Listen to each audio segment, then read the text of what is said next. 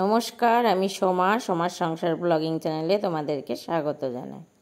স্নান করে পুজোটা দিয়ে নিলাম। এর আগে কিন্তু রান্না করেছি, এই ভিডিওটা আগেই করে গেছিলাম, কিন্তু পুজো দেওয়ার ভিডিওটাই আমি আগে দেখালাম।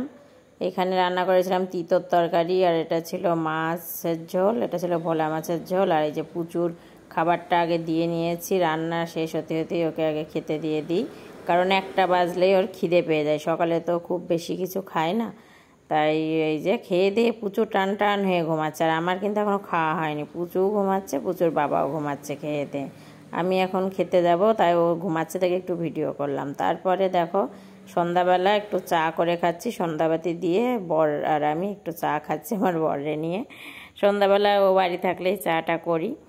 তারপরে এই দেখো সন্ধ্যাবেলা পুচুর সাথে একটু গল্প করছি। আমার তো একা একা থাকি, মাঝে মাঝে যাই ওর সাথে একটু গল্প করি। ভিডিওটা ভালো লাগলে লাইক কমেন্ট শেয়ার করো।